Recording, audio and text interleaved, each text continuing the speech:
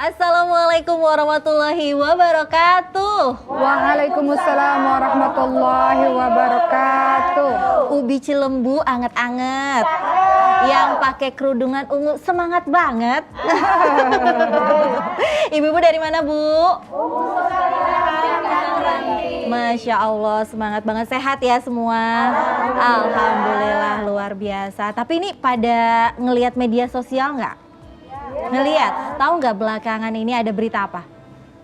Bukan gosip, bukan. Jadi belakangan, jangan cuma ngelihat gosip. Jadi belakangan ini kemarin itu baru terjadi nih Uma di Bogor, Jawa Barat. Ini ada cuaca ekstrim Uma, dimana mengakibatkan pohon tumbang yang cukup banyak, angin juga sebegitunya. Jadi mari sama-sama hari ini kita juga mendoakan semoga ini seluruh warga Bogor Jawa Barat, saudara-saudara kita yang ada di sana yang tertimpa musibah cuaca ekstrim ini diberikan kesabaran. Amin ya Allah. Amin ya robbal alamin.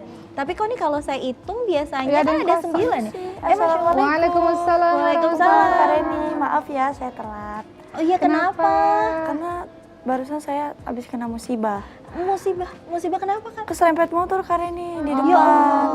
Ya Allah. Tapi itu nggak apa-apa benar. Alhamdulillah nggak apa-apa, cuma ada cacat-cacat sedikit. Oh ya Allah, alhamdulillah, boleh sambil duduk. Ini nanti kalau kenapa-napa kasih tahu kita ya. Iya Kak Reni, Masih baik. bisa ngaji tapi Alhamdulillah. Tapi luar biasa, masih semangat, masih tetap datang ke sini, ke studio. Alhamdulillah. Ini jadi menarik sekali nih Ustazah. Jadi Uma tadi kan kita udah ngomongin tentang musibah yang terjadi di Bogor. Dan tanpa ini juga kebetulan sekali ini salah satu jamaah juga datang dengan kondisi yang mengalami musibah. tapi Jadi masih senyum. iya, masih senyum, masih semangat, masih luar biasa, bahkan masih tetap datang ke studio. Gimana kalau kita bahas hari ini tentang ridho terhadap takdir Allah, Uma. Nah, itu gimana, Uma? Silakan. Baik, terima kasih Kak Reni. Assalamualaikum warahmatullahi wabarakatuh. Waalaikumsalam warahmatullahi wabarakatuh. Alhamdulillahirabbil alamin wa bihi nasta'in ala umuri dunya waddin wassalatu wassalamu ala asyrafil anbiya'i wal mursalin wa ala alihi wa sahbihi ajma'in amma ba'du. Sehat ibu-ibu semua? Alhamdulillah. Masya Allah, hari ini kita membahas sesuatu yang mudah diucapkan tapi perjuangan untuk dilakukan. Ridha terhadap ketentuan Allah, menerima apapun yang Allah kasih, takdir, segala macam skenario-nya Allah itu kita terima, itu perlu perjuangan, perlu husnuzon, prasangka baik kepada Allah. Betul ya Bu? Karena kita diujinya beda-beda. Ada yang diuji dari suami, ada yang diuji dari anak-anak, ada yang diuji dari mertua. Langsung ketawa ibunya. Ada yang diuji dari hubungan kakak adik, tetangga ujian. Nah, ada juga. Iya lagi. Teman juga, Masya Allah. Diuji ekonomi, diuji sakit, diuji menikah bertahun-tahun belum punya keturunan. Banyak macam-macam, berbagai macam bentuk ujian-ujian kita. Hakikatnya kita memahami bahwa selama kita hidup pasti tidak pernah berhenti yang namanya ujian. Pasti, dan setiap manusia pasti mengalami ujian-ujian ini. Apakah itu? Dalam surah Al-Baqarah ayat 155 sampai 156, Allah Subhanahu wa taala berfirman, A'udzu billahi minasy syaithanir rajim. Allah. Bismillahirrahmanirrahim. Allah. وَلَنَبْلُوَنَّكُمْ بِشَيْءٍ مِّنَ الْخَوْفِ وَالْجُوعِ وَنَقْصٍ مِّنَ الْأَمْوَالِ وَالْأَنفُسِ وَالثَّمَرَاتِ Allah. وَبَشِّرِ الصَّابِرِينَ Allah. الَّذِينَ إِذَا أَصَابَتْهُم مُّصِيبَةٌ قالوا إنا لله وإنا إليه راجعون. Sadaqallahul azim. Ini ayat yang kalau saya kenapa-napa saya akan mengambil ayat ini untuk menghibur hati saya, Ibu sekalian. Apakah arti dari ayat ini? Dan sungguh akan kami berikan cobaan kepadamu dengan sedikit ketakutan. Pernah takut dalam hidup ini? Pasti pernah, nggak ada yang nggak pernah. Kelaparan. Kadang-kadang ada duit, kadang-kadang ada duit, kadang-kadang bisa makan, kadang-kadang nggak bisa makan. Kadang-kadang Allah uji dengan kekurangan harta. Allah uji dengan kekurangan jiwa, ada orang-orang anggota keluarga kita yang mungkin meninggal dunia atau teman-teman kita meninggal dunia, Allah uji dengan buah-buahan. Ada orang yang punya kebun nggak panen-panen, atau mungkin buah-buahan dimaksudkan juga orang yang berkeluarga belum diberikan buah hati misalnya. Apa kata Allah? Wabasyiris sabirin. Beritakan kabar gembira bagi orang-orang yang sabar. Siapakah orang-orang yang sabar itu? Orang-orang yang ketika ditimpa ujian dari Allah dia katakan inna lillahi wa inna ilaihi raji'un. Ya Allah, iya, saya terima ya Allah semua takdirmu karena ini semuanya darimu ya Allah. Cuman minjem aja. Harta yang engkau kasih ini pinjaman ya Allah. Suami juga sementara ya Allah, bukan punya saya. Anak-anak bukan punya saya ya Allah. Innalillahi wa inna ilaihi raji'un. Bagi orang-orang yang bisa mengatakan begini, Masya Allah, lapang hati dia. Luas hatinya. Dia bertawakal, berserah kepada Allah Subhanahu wa taala. Dalam surah Al-Anbiya 35, Allah juga menjelaskan jenis-jenis ujian itu tidak selamanya yang sedih-sedih. Ujian kadang-kadang berupa yang bahagia-bahagia menurut kita. Ujian kaya, popularitas, keluarga bahagia, sehat, itu ujian. Bersyukur atau kufur akan nikmat Allah. Kalau kufur, mengingkari, udah dikasih berbagai macam sedih, bahagia-bahagia, tapi dia lupa sama Allah, istidraj, jebakan Allah. Allah kasih kenikmatan, dia lupa sama Allah, jebakan Allah. Allah balas sempurna di hari akhir nanti. Dalam surah Al-Anbiya 35 dikatakan, A'udzubillahi minasyaitonir rajim, kullu nafsin dha'iqatul maut, wa nabluukum bisyarri wal khairi fitnah, wa ilainal turja'un. Tiap-tiap yang bernyawa akan mati.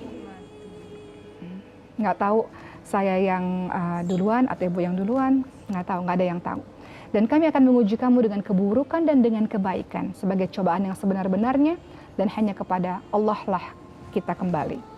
Jadi ujian itu bisa bermacam-macam, teman-teman sekalian. Ibnu Katsir rahimahullah juga menjelaskan dalam tafsirnya bahwa Allah uji kadang kita dengan nikmat untuk lihat siapa yang bersyukur dan siapa yang kufur. Kadang-kadang Allah uji dengan kesedihan siapa yang sabar, siapa yang putus asa. Itu bagaimana cara Allah untuk melihat kita.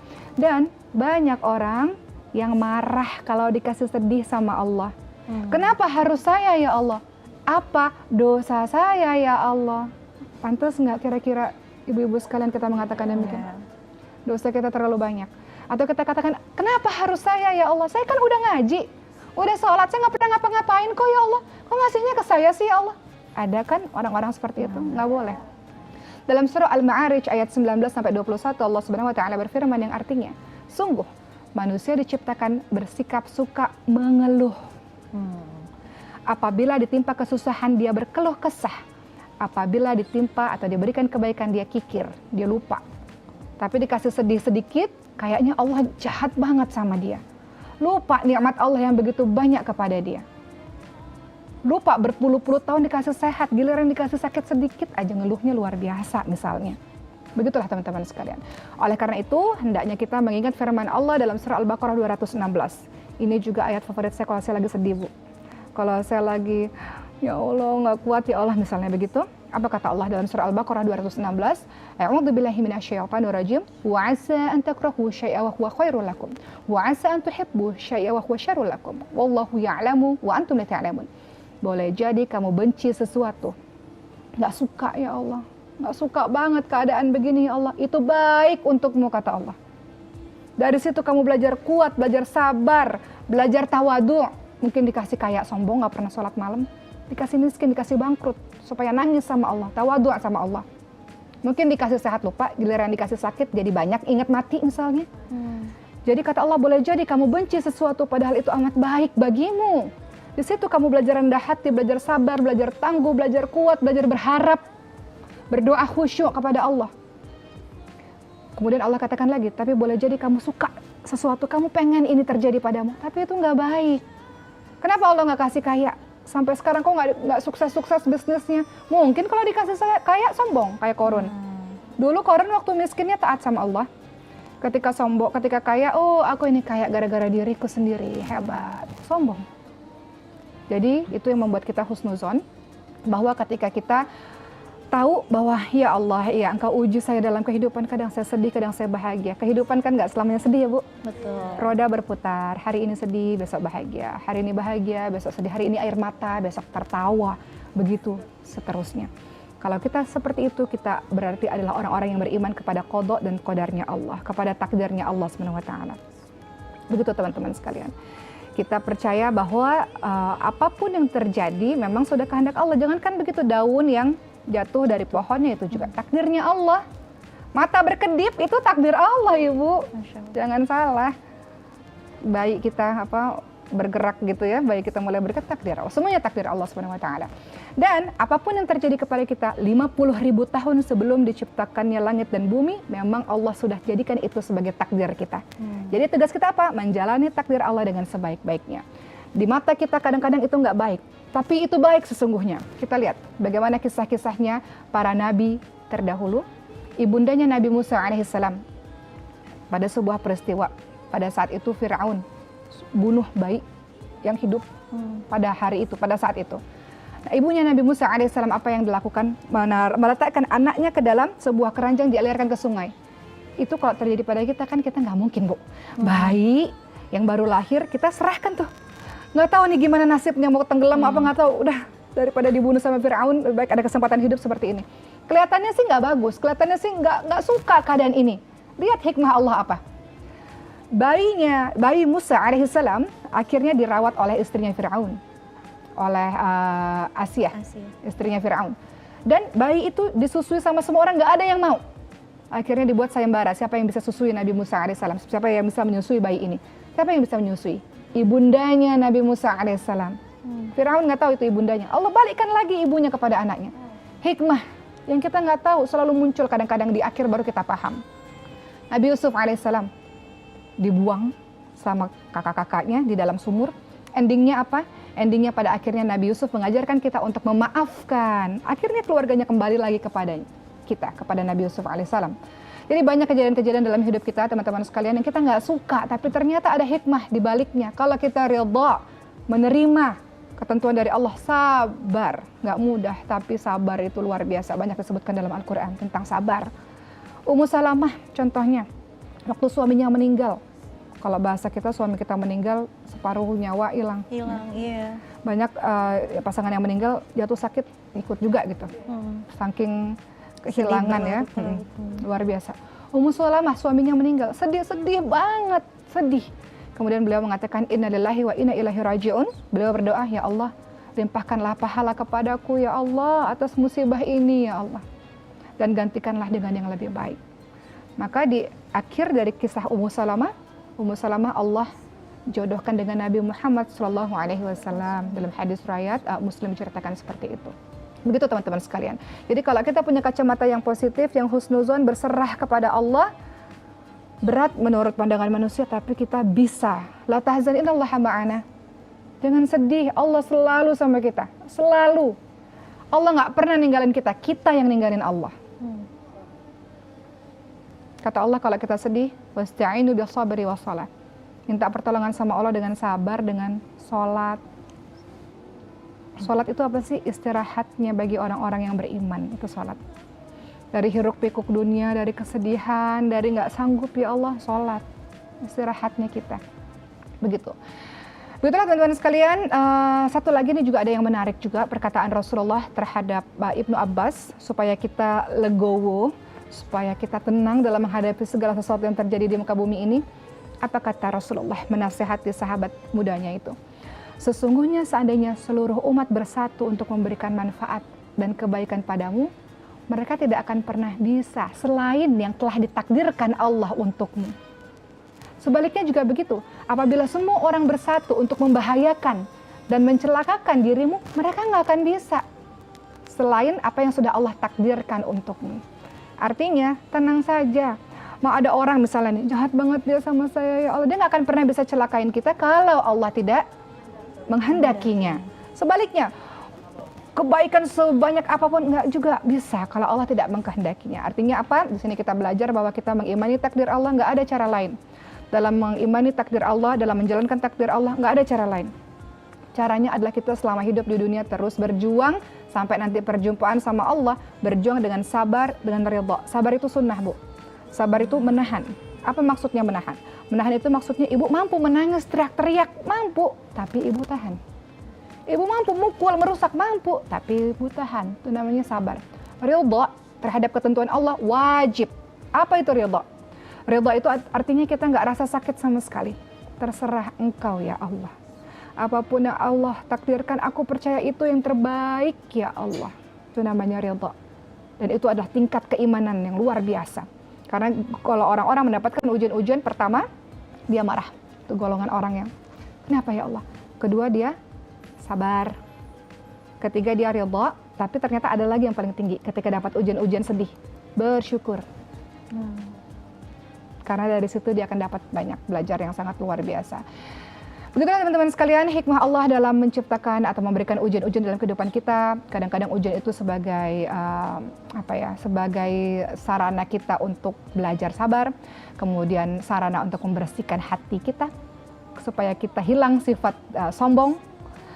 Kan kalau dikasih kaya, dikasih sehat, kadang-kadang sombong, dikasih ujian-ujian nggak punya apa-apa lagi, baru ngerasa kerdil di hadapan Allah. Kemudian hikmah dari ujian-ujian yang datang dalam kehidupan kita, kita akan jadi mukmin yang kuat. Amin. Pisau itu kalau nggak diasah nggak tajam, sama kayak kita. Kita kalau nggak diasah nggak akan kuat. Kemudian ujian-ujian yang terjadi dalam kehidupan kita menunjukkan kuatnya Allah dan lemahnya kita. Kita nggak punya apa-apa. Dengan ujian-ujian yang terjadi dalam kehidupan kita, kita jadi semangat berdoa dengan ikhlas, dengan khusyuk. Kalau ibu sedih kan doanya khusyuk. Bener nggak? Ya Allah sedih ya Allah. Gitu kan?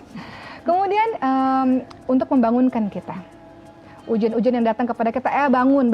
Kadang kita dikasih kerikil nih, dilemparin kerikil, kita nggak sadar. Harus kasih batu gede, baru kita bangun. Bangun. Banyak dosanya nih. Bangun. Nggak dikasih ujian-ujian kecil nggak kena. Dikasih sama Allah nih, sekalian ujian besar. Saya punya pesantren Quran, Bu. Anak-anak penghafal Quran sebagian itu datang ke Masjidil Hufaz itu ke pesantren Quran. Kenapa? Mereka belajar Quran dikarenakan salah satunya adalah ibunya meninggal dunia, mau bakti sama ibu pada akhirnya. Misalnya begitu. Kadang-kadang kita dikasih ujian besar baru kita akhirnya mau untuk berhijrah, mau menuju kepada Allah Subhanahu wa taala. Begitulah teman-teman sekalian, dan kita paham bahwa nikmat itu baru kita rasakan kalau kita mengetahui lawannya. Kita baru rasakan nikmat sehat ketika kita mendapatkan sakit. Ya, jadi apapun yang terjadi dalam kehidupan kita, percayalah bahwa kita hidup di dunia memang hanya tugasnya menjalankan skenario Allah dengan sebaik-baiknya. Sedih, senang pasti ada, tapi kita nggak akan kenapa-napa selama kita bergantung penuh kepada Allah Subhanahu wa taala. Dan kalau kita sabar sampai akhir, maka kita akan dipanggil oleh malaikat di pintu surga nanti. Salamun alaikum bima sabartum. Salam sejahtera buat orang-orang yang senantiasa sabar dalam menghadapi berbagai macam persoalan-persoalan. Ringan insya Allah, ringan selama kita melibatkan Allah dalam persoalan kita.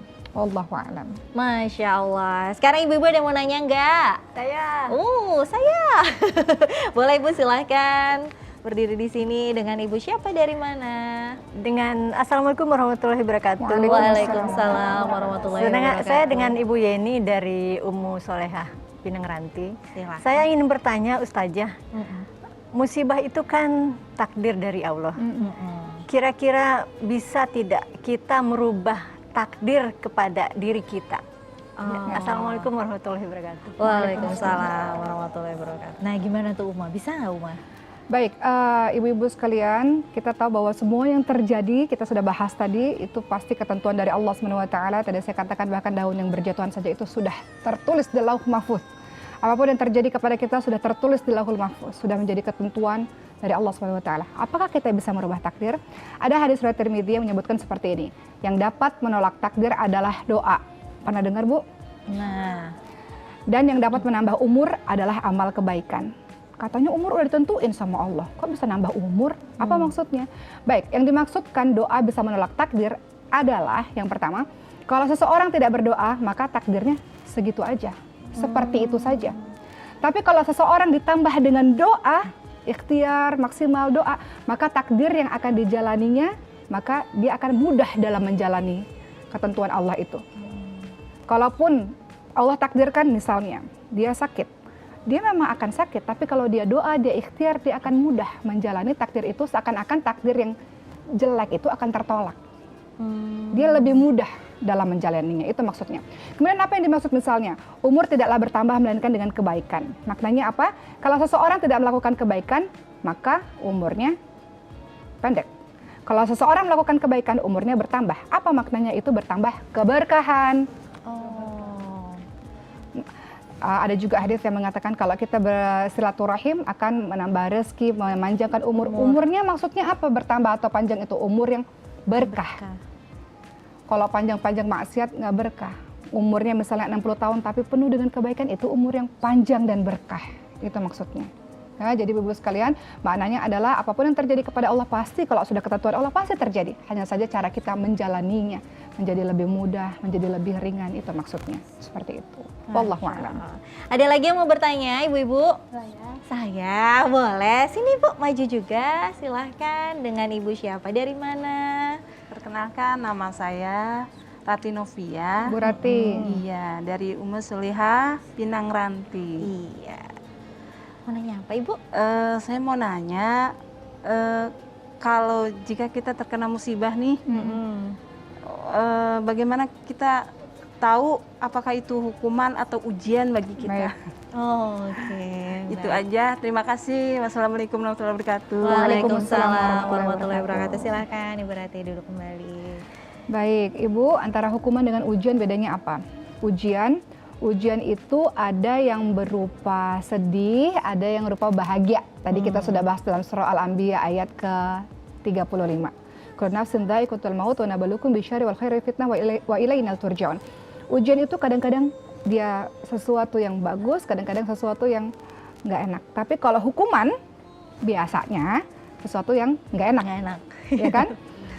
Kemudian apa bedanya? Kalau seandainya ujian itu diberikan kepada orang-orang yang salih, itu ujian. Contoh, Nabi Yunus alaihissalam dikasih ujian oleh Allah, salih luar biasa. Ujiannya apa? Masuk ke dalam perut ikan, dimakan tuh sama ikan. Merasakan kegelapan malam, kegelapan air laut, kegelapan di dalam lautan. Nabi Muhammad SAW diberikan ujian oleh Allah apa? Istrinya meninggal, sahabat-sahabatnya meninggal dunia, terusir dari tanah kelahirannya, yatim piatu, ujian. Tapi kalau hukuman itu diberikan kepada siapa? Hukuman diberikan kepada orang-orang yang Allah mau tegur dia. Karena terlalu lalai dia kepada Allah, maka Allah akan tegur dia. Jadi bagaimana menyikapinya? Tahu dari mana ini ujian atau ini hukuman? Kalau itu terjadi kepada orang lain, maka kita anggap bahwa itu adalah ujian baginya. Dia orang yang saleh, husnuzon kepada orang lain. Kalau itu terjadi kepada diri kita, mungkin ini teguran dari Allah.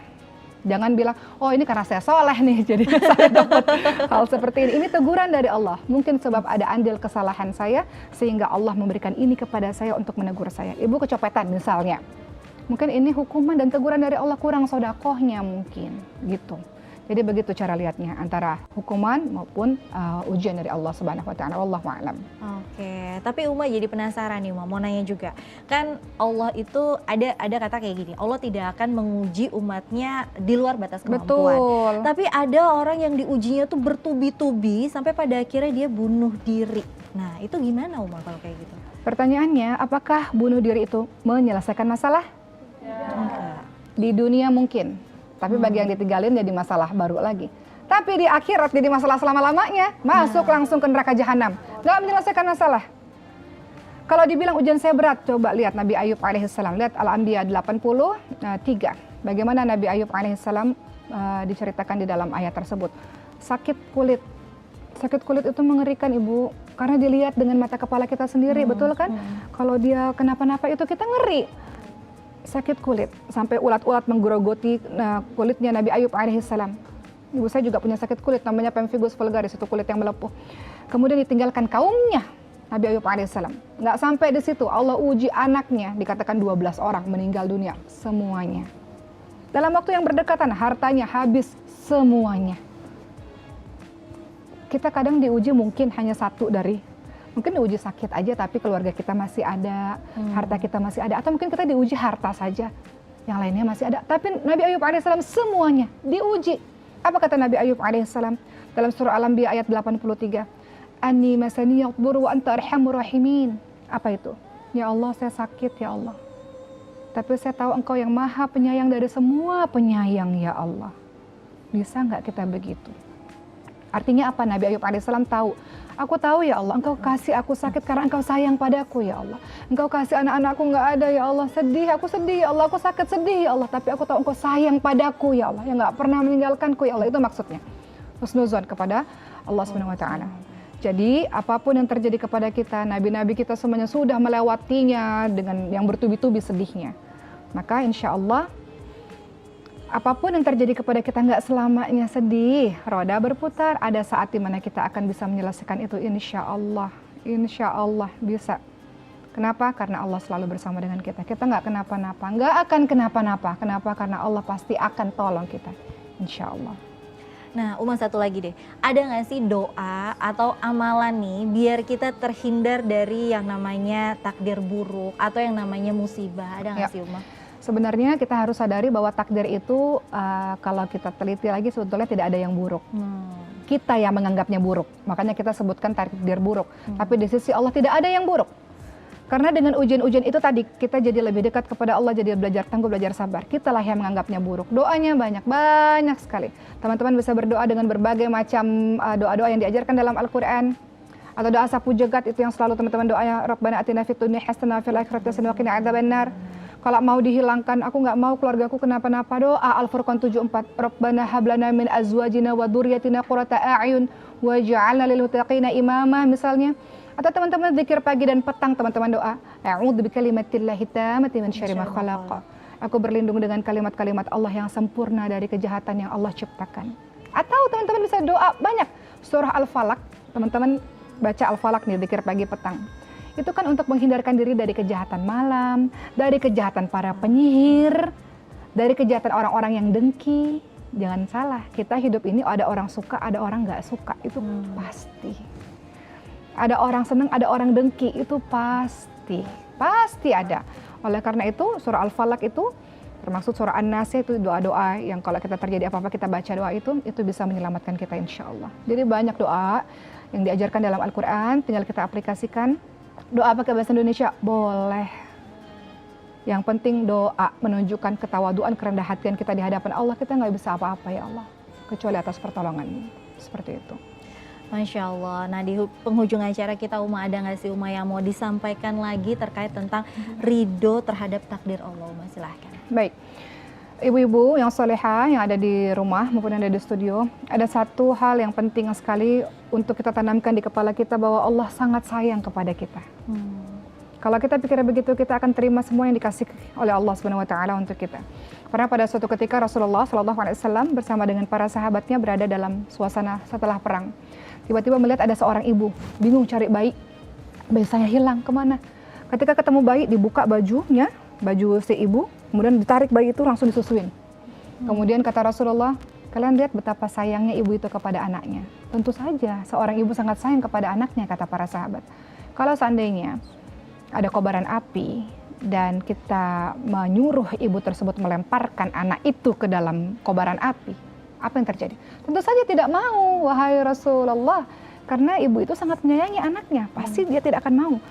Kemudian apa yang dikatakan oleh Rasulullah? Allah Subhanahu wa taala lebih menyayangi hambanya dibandingkan kasih sayang seorang ibu kepada anaknya.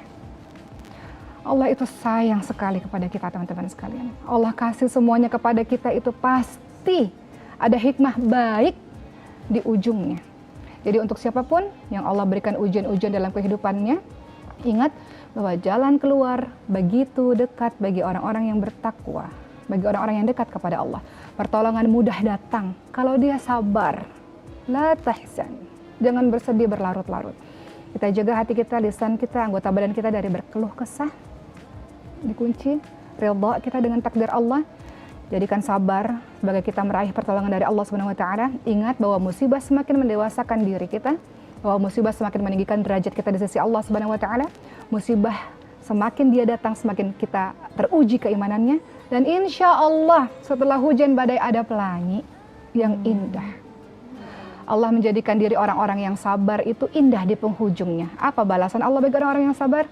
Surga. Assalamualaikum alaikum bima sabartum. Malaikat menyambut kita. Terima kasih atas kesabaran di dunia, ini balasan atas semua kesabaranmu selama di dunia. seperti itu. Masya Allah. Mungkin hari ini kita nggak ada yang tahu ya. Mungkin ibu-ibu di sini juga ada yang sedang bersedih atau mungkin ada yang sedang bahagia. Tapi tadi seperti yang Uma bilang, yang penting adalah sabar. Kita menjalani ujian-ujian tersebut adalah dengan kesabaran. Masya Allah. Tanpa terasa kita sudah ada di penghujung acara. Terima kasih untuk ibu-ibu semua yang luar biasa yang sudah hadir di studio Cahaya Pagi, dan juga terima kasih untuk pemirsa Cahaya Pagi yang ada di rumah yang sudah menyaksikan program Cahaya Pagi. Dan tentunya jangan lupa untuk terus menyaksikan program Cahaya Pagi di waktu dan jam yang sama. Saya Reni Rizky dan juga Uma Oki pamit undur diri. Wassalamualaikum warahmatullahi wabarakatuh. Waalaikumsalam warahmatullahi wabarakatuh.